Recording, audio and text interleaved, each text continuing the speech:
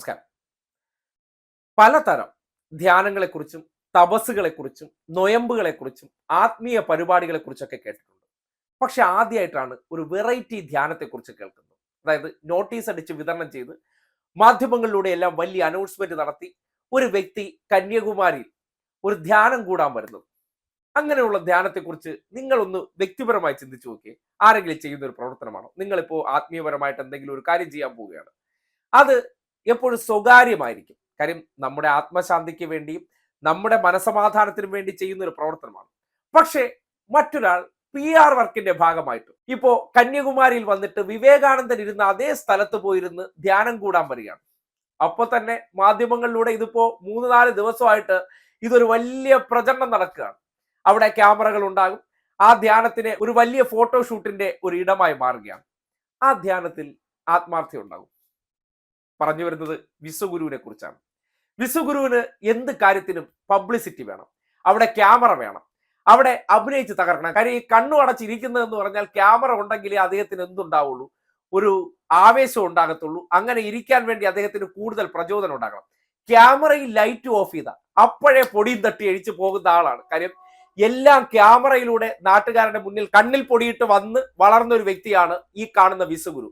സകലതും ഈ ഷോ ഓഫിനപ്പുറം വെറും പൊള്ളയായിട്ടുള്ള ഒരു വ്യക്തിത്വമാണെന്ന് അദ്ദേഹത്തിന്റെ വിദ്യാഭ്യാസ യോഗ്യത പരിശോധിച്ചാൽ, അദ്ദേഹത്തിന്റെ ട്രാക്ക് റെക്കോർഡ് പരിശോധിച്ചാൽ, അദ്ദേഹം പറയുന്ന കാര്യങ്ങൾ എടുത്താൽ, അദ്ദേഹം എപ്പോഴെങ്കിലുമൊക്കെ താൻ ചെയ്തിട്ടുള്ള കാര്യങ്ങളെക്കുറിച്ച്, അത് ഇമെയിൽ ആയിക്കോട്ടെ, അദ്ദേഹത്തിന്റെ ഡിജിറ്റൽ ക്യാമറ അനുഭവം ആയിക്കോട്ടെ, അദ്ദേഹത്തിന്റെ റഡാർ കഥകളായിക്കോട്ടെ, ഏറ്റവും ഒടുവിൽ അദ്ദേഹത്തിന്റെ ജനിച്ച കഥയെക്കുറിച്ച് പോലും പറയുമ്പോൾ മനുഷ്യരായിട്ടുള്ളവർക്ക് അദ്ദേഹത്തിന്റെ വായിൽ നിന്ന് വരുന്ന വാചകങ്ങൾ കേൾക്കുമ്പോൾ ഇയാൾ ഇത്രയും വലിയ മണ്ടനാണോ, അതേ മണ്ടനായിട്ട് അഭിനയിക്കുന്നതാണെന്ന് ഏതൊരു സാധാരണക്കാരനും തോന്നിപ്പോകും. കാര്യം അത്രമാത്രം തിരുമണ്ടനാണെന്ന് സ്വന്തം വായി കിടക്കുന്ന നാവ് കൊണ്ട് അദ്ദേഹം തന്നെ സ്വയം തുറന്നു കാട്ടിയ ഒരു കാര്യമാണ്. പിന്നെ PR ഉള്ളത് കൊണ്ടും നമ്മുടെ സംഘികളിലെ കുറെ ബുദ്ധിജീവികളായിട്ടുള്ള ആൾക്കാരെല്ലാം എന്തോ ഒരു വലിയ സംഭവമാണെന്ന് നമ്മുടെ മുന്നിലൊക്കെ അവതരിപ്പിക്കുന്നതുകൊണ്ട് കുറേയേറെ ആൾക്കാർ ഇതാ ദൈവം എന്ന രീതിയിലൊക്കെ പരിഗണിക്കുന്നുണ്ട്. ദൈവത്തിന്റെ ഒരു കോലം നോക്കണേ, വളരെ എക്സിക്യൂട്ടീവ് ആയിട്ട് ഡ്രസ് ചെയ്തുകൊണ്ട് നടക്കുന്ന നമ്മുടെ നാട്ടിലെ ഒരു ദൈവം. കാര്യം ഇനിയിപ്പോ ഭരണഘടനയ്ക്ക് മുകളിലാണ് എന്നെ ദൈവമാണ് ഇങ്ങോട്ട് അയച്ചിരിക്കുന്നത്, എന്റെ അടുത്ത് തിരിച്ചൊന്നും ചോദിക്കാൻ പാടില്ല. കാര്യം ദൈവത്തിന്റെ അടുത്ത് നമ്മൾ എന്തെങ്കിലും തിരിച്ചു ചോദിക്കൂ, എന്ത് ഇങ്ങോട്ട് കിട്ടുന്നു അത് വാങ്ങിക്കൊള്ളണം. അതുപോലെ ദൈവത്തിന്റെ ഒരു പ്രതിബിംബമായിട്ട് അല്ലെങ്കിൽ ഒരു പ്രതിരൂപമായിട്ട് അങ്ങോട്ട് അഭിനയിക്കാൻ വേണ്ടി അദ്ദേഹം കഥാപാത്രത്തെ ആവാഹിച്ചു കഴിഞ്ഞു. ആ ആവാഹിച്ചുകൊണ്ട് ഇനി ജനങ്ങളോട് ഞാൻ ദൈവം അയച്ച ആളെന്നുള്ള നിലയ്ക്ക് എൻ്റെ അടുത്ത് ഇങ്ങോട്ടൊന്നും ചോദിക്കാൻ പറ്റില്ല, എനിക്ക് എന്തൊക്കെ തോന്നുന്നു അങ്ങോട്ട് തരും. ആ നിലയ്ക്ക് ഇവിടത്തെ ജനങ്ങളെ പരുവപ്പെടുത്താൻ വേണ്ടിയുള്ള ഒരു ട്രയൽ റണ്ണാണ് നടത്താൻ പോകുന്നത്. അല്ലെങ്കിൽ ഒരു വ്യക്തിക്ക് മനസമാധാനത്തിന് വേണ്ടി തനിക്ക് വിശ്വാസമുള്ള ഒരു കാര്യത്തിൽ പോയി ധ്യാനം ഇരിക്കുക എന്ന് പറഞ്ഞാൽ അവിടെ ഒരു ഏകാഗ്രത വേണം. മറ്റ് ശല്യങ്ങളൊന്നുമില്ലാതെ മാനസികമായിട്ട് ഒരു സ്വസ്ഥത ആണ് ആഗ്രഹിക്കുന്നതെങ്കിൽ ഇത്തരത്തിലുള്ള വലിയ പബ്ലിസിറ്റിയുടെ ആവശ്യമുണ്ടോ? വെറും ഷോ, പട്ടി ഷോയ്ക്ക് വേണ്ടി വിവേകാനന്ദ പാറയിൽ വരികയാണ്. അതിനപ്പുറത്തേക്ക് ഇദ്ദേഹം ചെയ്യുന്ന ഒരു പ്രവൃത്തിയും അല്ലെങ്കിൽ ഇദ്ദേഹം ചെയ്ത ഏതെങ്കിലും ഒരു കാര്യത്തിന് ഒരു ശുഭ പര്യവസാനം ഉണ്ടായിട്ടുണ്ടോ എന്ന് മാത്രം നോക്കിയാൽ മതി. ഒരു കാര്യത്തിലും ഉണ്ടായിട്ടില്ല. കാര്യം ചെയ്യുന്ന പ്രവൃത്തികളിലൊന്നും ആത്മാർത്ഥയില്ലാത്ത വ്യക്തിയാണ്. ഇടയ്ക്കിടയ്ക്ക് ഇദ്ദേഹം കണ്ണീരൊഴുക്കും. ഏറ്റവും കൂടുതൽ കണ്ണീരൊഴുക്കുന്ന വ്യക്തിയാണോ?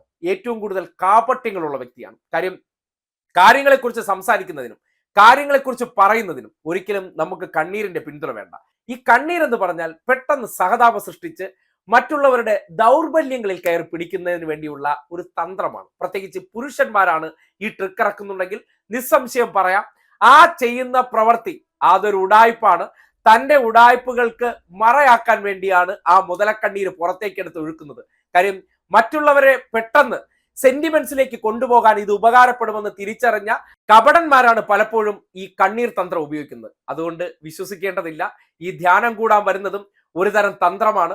അദ്ദേഹം ആത്മവിശ്വാസത്തിന്റെ കൊടുമുടിയിലാണ്. ഇത്തവണ അപ് 400 ബാർ എന്ന് പറഞ്ഞ് ഇപ്പോ 200 ബാറിലേക്ക് എത്തിയിട്ടുണ്ട്. അത് നടന്നു കിട്ടണേ എന്ന് അദ്ദേഹം എങ്ങനെയൊക്കെ ആഗ്രഹിക്കുന്നുണ്ട്.